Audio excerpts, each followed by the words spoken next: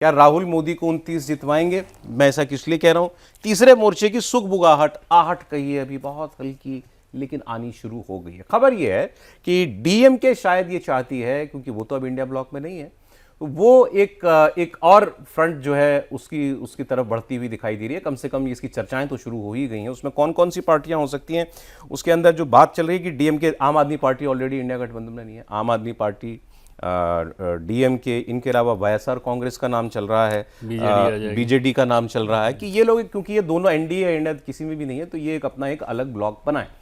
अगर देश में कोई अलग फ्रंट बनता है तो इसका फायदा किसको होगा? सीधे सीधे बीजेपी को, और नुकसान किसका होगा?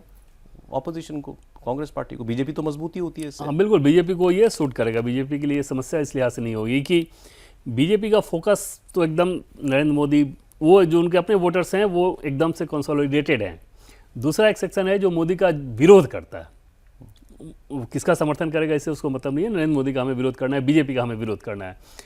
तो वहाँ का वोट एकदम एकमुश्त है। इसके बजाय अगर अलग अलग फोर्सेज हो जाएंगे तो ज़्यादा मुफीद होगी। और वहाँ पर राहुल गांधी और कांग्रेस पार्टी की यह सफलता रहेगी कि अगर आपको नरेंद्र मोदी को हराना है तो मोदी विरोधी जितने भी फोर्सेज हैं उनको आप एकजुट नहीं रख पाए, ना होने दें। आपकी सफलता तभी होगी, कांग्रेस पार्टी की सफलता तभी हो सकती है जब आप उन सारी ताकत को एक साथ जोड़कर उसको बनाएं। दूसरी चीज़ सौरभ, कि कांग्रेस पार्टी के भीतर अब ये चलने लगा है कि राहुल गांधी को लीडर बनाया जाना चाहिए, सर्वमान्य नेता बनाया जाए, सर्वमान्य नेता बनाया जाए। और शिवसेना का भी आपने देखा होगा कि शिवसेना की तरफ से, शिवसेना उद्धव ठाकरे, वहाँ से संजय राउत का भी इस तरह का बयान आ गया कि लीडरशिप को लेकर। राहुल गांधी के बारे में उन्होंने नहीं किया, लेकिन ये कहा कि नरेंद्र मोदी हो सकते हैं तो ये क्यों नहीं हो सकते, लीडर होना चाहिए।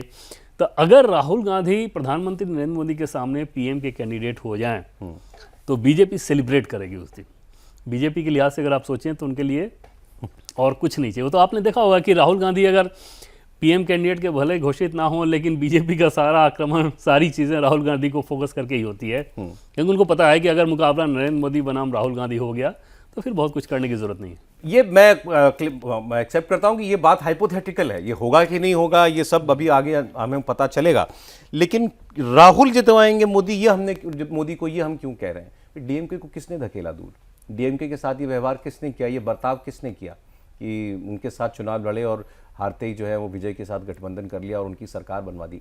अब डीएमके तो पूरा जोर लगाएगी ना किसी भी तरीके से कांग्रेस का नुकसान करने में। और वो तो आप कह सकते हैं कि स्टालिन को या उदयनिधि स्टालिन, इन दोनों को ही पर्सनल चोट के तौर पे लगी होगा।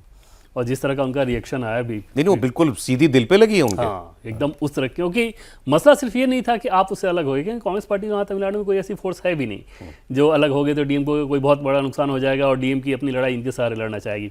लेकिन जिस तरीके से किया गया वो चीज़ उनको ज़्यादा चोट पहुँचा गई है और वहाँ पर मामला एकदम पर्सनल है। और ऑलरेडी इतना तो हम लोग लगातार रिपोर्ट करते रहे हैं सौरभ की सरकार के कुछ लोगों के बीच और डीएम के कुछ नेताओं के बीच इस बात को लेकर सहमति तो हो ही गई है कि इशू बेस्ड सपोर्ट या विरोध करना है। डिलिमिटेशन को लेकर भी ये बताया गया कि जो आपके ऑब्जेक्शन थे उसको दूर किया जा रहे हैं, नया बिल तैयार होगा, उसमें फिर डीएमके ने एश्योरेंस दिया है कि फिर हम देखेंगे जब नया बिल आएगा तो नए तरीके से। तो यहाँ पर तो कांग्रेस पार्टी ओवरऑल देखें तो उनकी रणनीति कमजोर ही नजर आ रही है कि नरेंद्र मोदी से आपको लड़ना है और जो मोदी विरोधी हो सकते थे उनको आप इस तरीके से अलग कर दे रहे हो कि किसी न किसी तरीके से वो उनके करीब चले जाएं।